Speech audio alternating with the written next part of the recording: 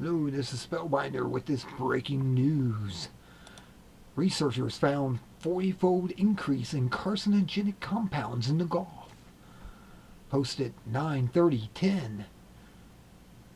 This is a Huffington report.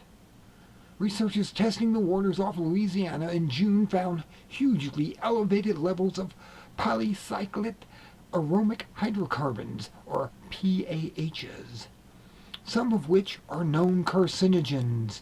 The researchers from Oregon State University say that a device taking samples just off the shore of Louisiana Grand Isle registered a 40-fold increase in PHHs between May and June.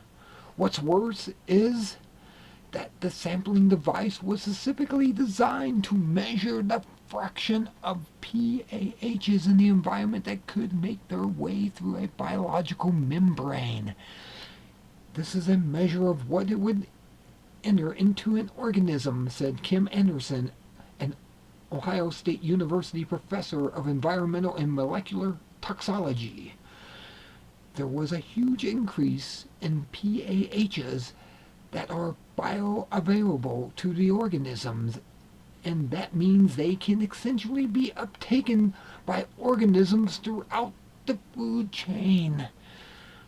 Anderson said that water samples taken off the Mississippi, Alabama, and Florida coast, as well as air samples taken along the coast, also showed elevated levels of the PAHs, but not nearly of the same magnitude. Samples from July were lost. Anderson is now testing samples taken in August. The operative question is how many of the PAHs have biodegraded in the interim. BP's blowout sent somewhere between 4 to 5 million barrels of oil into the Gulf waters between April 20th and July 15th. PAHs are a class of more than 100 hydrocarbon pollutants. 17 get particular attention because exposure can have harmful health effects. Anderson said that almost every one of those 17 particular toxic compounds experienced a 40-fold increase that the entire class did. This would be the largest PAH change I have seen in over a decade in doing this, she told Huffington Report. Anderson said different organisms, be they plankton, fish, shellfish, or humans, have different exposure risk to PAHs in the water, and they also have different capacities to metabolize the PAHs. So just how many of these toxic compounds actually ended up in the food chain was beyond her area of research, she said.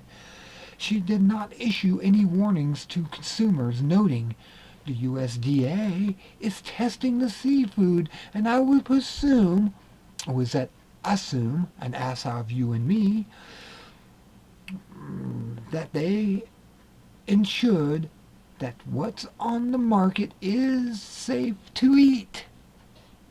Don't you believe? Anderson said that based on the findings of other researchers, she speculates that the abundant use of dispersants by BP increased the bioavailability of the PAHs in this case. Back in July, I reported that scientists had tentatively found signs of an oil and dispersant mix under the shells of tiny blue crab larvae in the Gulf.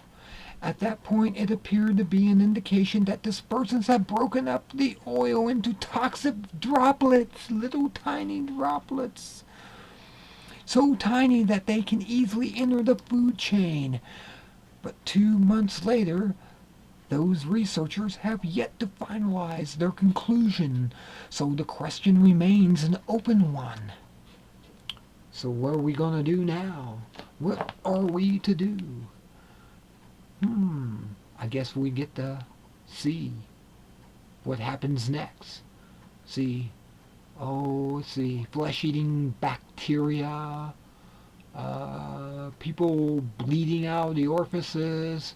This is just one more thing to go on top of it. It's just a cherry on top of the ice cream cake.